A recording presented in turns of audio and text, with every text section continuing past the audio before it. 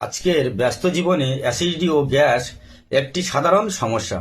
অফিসে বা নানান ধরনের কাজের চাপ, অনিয়মিত খাওয়া দাওয়া, অতিরিক্ত মশলাদার খাবার খাওয়া ইত্যাদি কারণে অনেকে এই সমস্যা ভোগেন।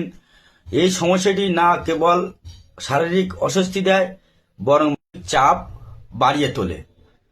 তো এই সমস্যা থেকে মুক্তি পাওয়ার জন্য এর কারণ, প্রতিকার এবং জীবনযাত্রার পরিবর্তন সম্পর্কে জানা আমাদের জরুরি।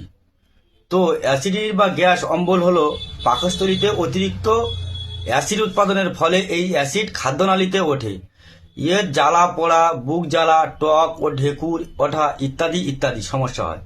কিন্তু গ্যাস হলো পাকস্থলীতে বা অন্ত্রে গ্যাস জমে থাকার ফলে। কারণ হলো অতিরিক্ত মশলাদার, চর্বিযুক্ত ও ভাজা পড়া খাবার খাওয়া, চা, কফি, অ্যালকোহল সেবন, ধূমপান, অনিয়মিত খাওয়া দাওয়া মানসিক চাপের প্রধান কারণ। তো অ্যাসিড ও গ্যাসের প্রতিকার হলো ছোট ছোট খাবার খান, মশলাদার, চর্বিযুক্ত, ভাজা পোড়া খাবার এড়িয়ে চলুন, কফি বা অ্যালকোহল সেবন পরিহার করুন, ধূমপান বন্ধ করুন, রাতে খাবার পর শুয়ে পড়বেন না, ওজন কমানোর চেষ্টা করুন। তো মানসিক চাপ কমানোর জন্য যোগব্যায়াম করুন, দিনে অন্তত 8 থেকে 10 গ্লাস জল পান করুন।